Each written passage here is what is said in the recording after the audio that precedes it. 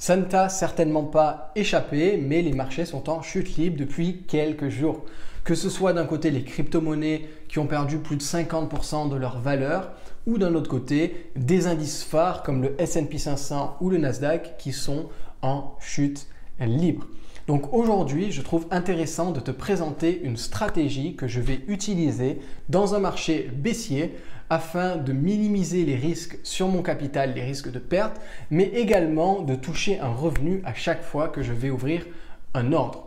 Alors reste attentif parce que aujourd'hui dans la vidéo, tu vas découvrir les 3 étapes de ma stratégie sur des marchés baissiers. Juste avant que la vidéo ne commence, je t'invite à liker, à t'abonner en activant la petite cloche pour être averti des sorties des prochaines vidéos, mais également à commenter la vidéo si ce genre de stratégie te plaît. Alors la première étape de cette stratégie consiste tout simplement à trouver une entreprise.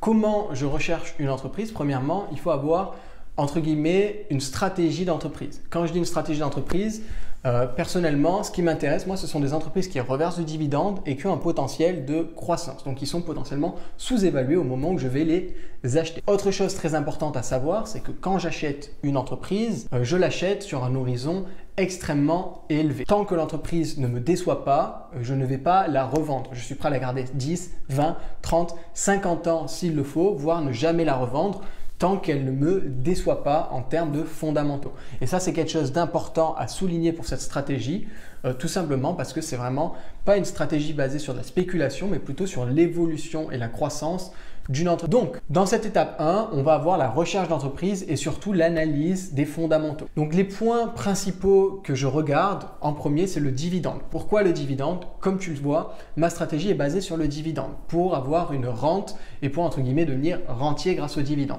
Donc, si l'entreprise ne verse pas de dividende, elle ne m'intéresse pas. Et dans les dividendes, il y a 2 choses que je regarde absolument. Le premier, c'est le taux de distribution. Je cherche des entreprises qui ont des taux de distribution inférieurs à 60%. Pourquoi? Parce que si l'entreprise ne garde pas assez d'argent pour se développer, pour investir, etc., ça ne va pas être intéressant parce que sur le long terme, elle va couler, se faire bouffer par la concurrence ou tout simplement, elle va stagner et ce n'est pas vraiment ce qui m'intéresse. Moi, je cherche une entreprise qui a quand même le potentiel de croître et d'avoir un prix de l'action qui augmente année après année au-delà du dividende. Donc en général, je cherche des entreprises qui n'ont pas un ratio de distribution trop élevé.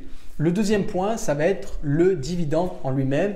Et quand je dis le dividende, c'est depuis combien de temps ce dividende est-il reversé et est-ce qu'il y a eu des interruptions? Idéalement, j'aime bien les entreprises qui ont 15 ans d'historique de dividende. Donc quand je dis 15 ans, ça veut dire 15 ans de versement sans interruption et 15 ans de croissance. Alors, ce n'est pas toujours possible. Parfois, ce sera que 10 ans ou 5 ans, mais j'essaie vraiment d'avoir quelque chose qui a au moins 10 ou 15 ans de croissance consécutive et de versement sans arrêt, entre guillemets, sans coupure de ce dividende. Ensuite, maintenant, on va passer à d'autres fondamentaux.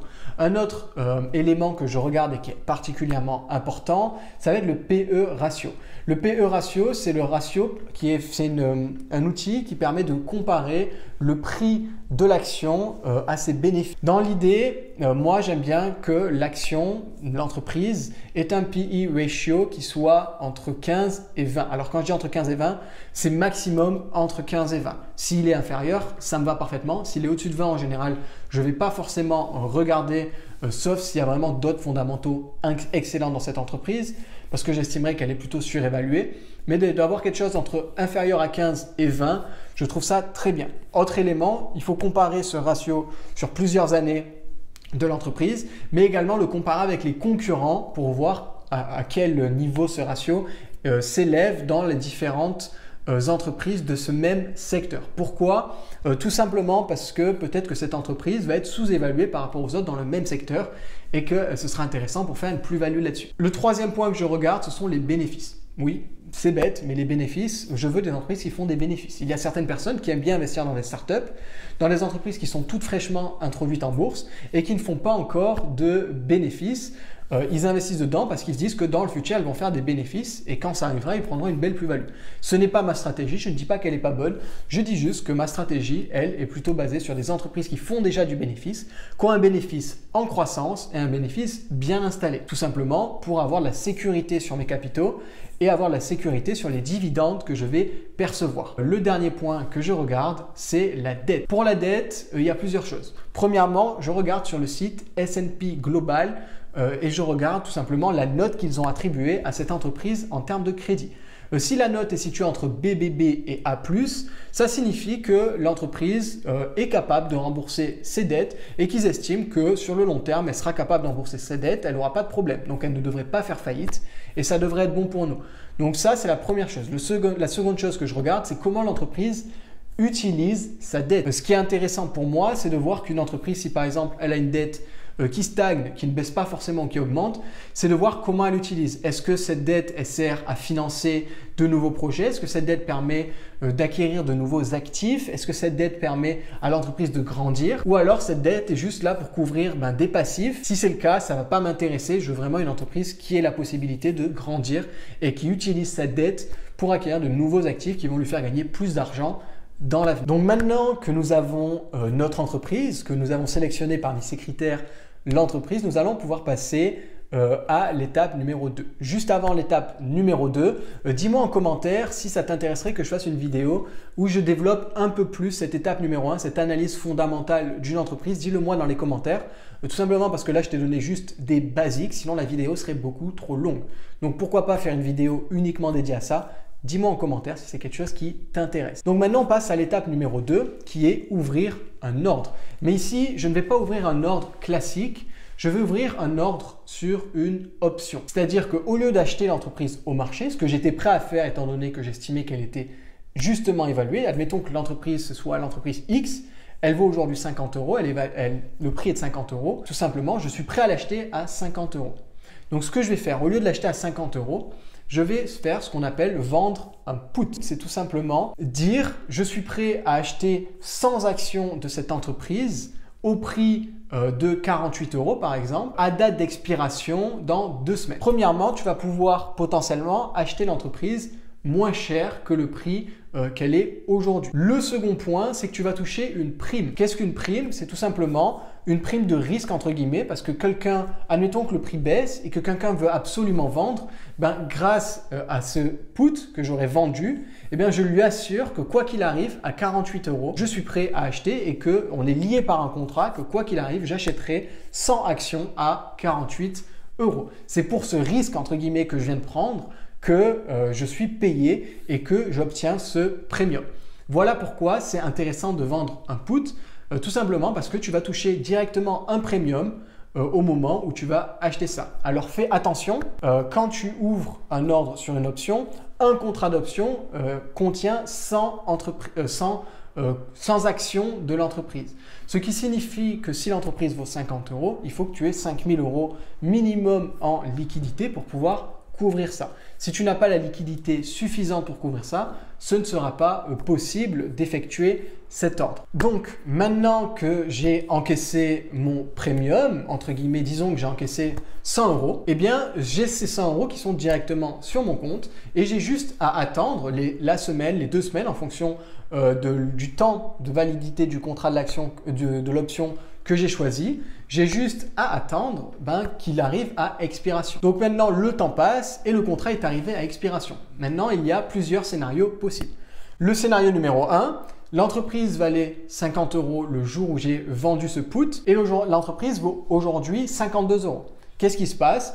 Il se passe que le contrat arrive à expiration et entre guillemets, rien ne se passe. Mon argent est de nouveau débloqué. Je vais pouvoir aller faire la même opération sur une autre entreprise parce que celle-là, je n'ai pas réussi à l'avoir à un prix moins élevé étant donné que le prix a augmenté. Maintenant, deuxième option. Cette option, deuxième possibilité, le prix a baissé et il a chuté à 47 euros. J'ai été assigné. Assigné, ça veut dire que j'ai été forcé d'acheter les 100 actions de l'entreprise au prix que j'avais estimé, donc le strike price, qui était de 48 euros. Je me retrouve avec 100 actions de l'entreprise X que j'ai acquéries à 48 euros. L'action est aujourd'hui à 47 euros, donc je fais une légère moins-value. Mais derrière, sur le long terme, je vais toucher les dividendes. Et en plus de toucher les dividendes, je vais avoir ce potentiel de croissance. Rappelez-vous, et c'est là que c'est très important, l'entreprise, j'étais prêt à l'acheter à 50 euros. Donc le fait qu'elle soit à 47 ou que je l'ai acheté à 48, la faire acheter à 48, c'est mieux pour moi vu que j'étais déjà prêt à l'acheter à 50 euros. Et surtout, vu que c'est une entreprise que je suis prêt à garder sur le long terme, je suis prêt à attendre des années avant de pouvoir les revendre et faire la plus-value. Ce n'est pas un problème pour moi. C'est pour ça que j'insiste vraiment sur cette étape 1. Au moment où on vend un put, on doit être prêt, quoi qu'il arrive, à acheter l'entreprise au prix avant même que le put n'ait été mis. Donc j'étais prêt à l'acheter à 50 €. Ici, j'étais assigné à 48 €. C'est très bien. Donc maintenant, l'entreprise est à 47 €. Deux options s'offrent à nous. L'option 1, c'est de rien faire. On attend. On attend, on laisse le temps filer, on encaisse les dividendes. Si la plus-value se fait, au moment de la revente, on encaissera la plus-value. Et la deuxième solution qui s'offre à vous, ça va être d'acheter cette fois-ci un put. Donc, qu'est-ce que c'est l'achat de put? C'est tout simplement, entre guillemets, l'inverse. Quand tu vends un put, tu t'engages à acheter si le prix descend. Là, quand tu achètes un put, tu t'engages à vendre les actions que tu as. Donc, tu as eu ton contrat d'option, donc 100 actions. Tu as ces 100 actions dans ton portefeuille et donc là, tu t'engages à les revendre à un prix déterminé, donc au strike price. Et pour ça, tu vas encore une fois toucher un premium. Donc là, soit tu fais rien, soit tu achètes un put pour encaisser de nouveau le premium et une fois qu'on arrive à la date d'expiration, eh bien, soit tu auras revendu tes 100 actions, encaissé le premium et potentiellement encaissé la plus-value si ton prix de revente est supérieur au prix d'acquisition. Ou deuxième option, eh bien, on n'a pas atteint le strike price et dans ce cas, eh bien, tu gardes tes 100 actions jusqu'à ce qu'on atteigne un strike price ou jusqu'à ce que tu les revendes. Donc là, tu viens tout juste de découvrir les 3 étapes de cette stratégie que j'utilise dans des marchés baissiers.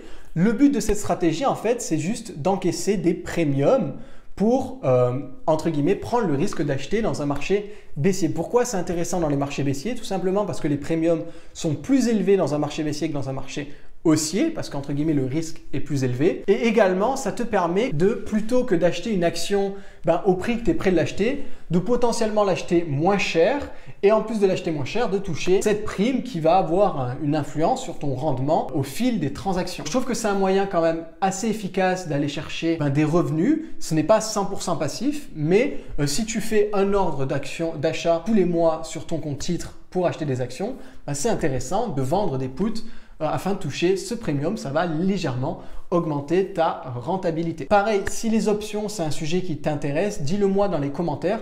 Je ferai sans doute une vidéo qui est totalement dédiée à ça parce que c'est un sujet qui est relativement complexe. Si c'est quelque chose qui t'intéresse, dis-le moi que j'en fasse une vidéo explicative. Je te remercie d'avoir suivi cette vidéo. Si elle t'a plu, lâche un pouce bleu. Pense à t'abonner à la chaîne en activant la petite cloche pour être informé de la sortie des prochaines vidéos.